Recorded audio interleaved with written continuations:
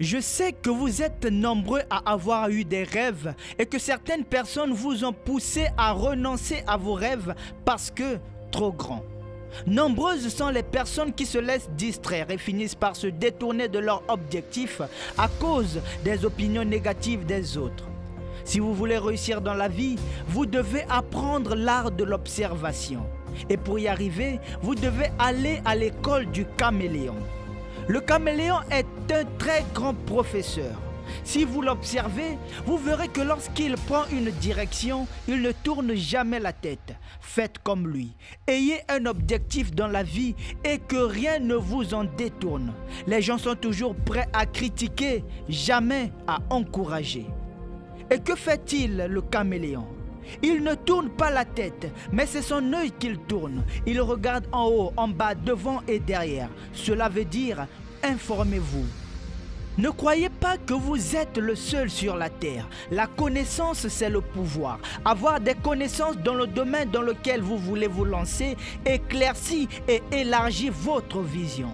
Quand le caméléon arrive dans un endroit, il prend la couleur du milieu. Ce n'est pas de l'hypocrisie, c'est d'abord de la tolérance et puis du savoir-vivre.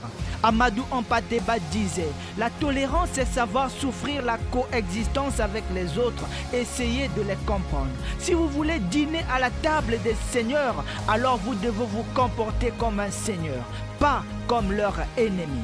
Si vous voulez posséder le secret des anciens, vous devez faire preuve d'humilité. » Et que fait-il dans sa marche? Quand il lève un pied, il se balance pour savoir si les deux pieds déjà posés ne s'enfoncent pas. C'est après seulement qu'il va poser les deux autres. Cela s'appelle la prudence dans la marche. Sa queue est préhensible. Il l'accroche afin que si le devant s'enfonce, il reste suspendu. Cela s'appelle assurer ses arrières. Quand le caméléon voit une proie, il ne se précipite pas dessus, il envoie sa langue. C'est sa langue qui va la chercher, car la petitesse de la proie ne vous dit pas qu'elle ne peut pas vous tuer.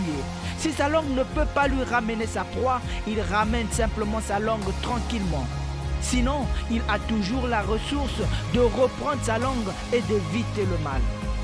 Ne soyez pas imprudent, allez doucement dans ce que vous faites. Si vous voulez une œuvre durable, soyez patient, soyez bon, soyez vivable, soyez humain. Seuls les esprits cultivés, calmes, curieux, déterminés et audacieux peuvent aller à l'école du caméléon. L'observation demande le silence, l'écoute des autres, de l'attention, de la tempérance, de la tolérance, la maîtrise de soi, la patience. L'observation se nourrit des échanges constructifs et instructifs, souvent couplés avec une expérience personnelle. Vous n'êtes pas obligé de commettre les mêmes erreurs que les autres pour avoir soi-disant une expérience de la vie. Vous n'êtes pas obligé de faire le mal pour comprendre que cela est mal. Le monde est rempli des pièges que nous pouvons éviter si nous développons l'art de l'observation. La nature se montre toujours clémente et généreuse envers ceux qui veulent comprendre le fonctionnement des choses, surtout lorsque le désir se penche vers une bonne cause. Un grand homme du nom de Victor Paul Wierwille a dit « C'est sur les mers calmes que viennent les plus grandes cargaisons de la vie ».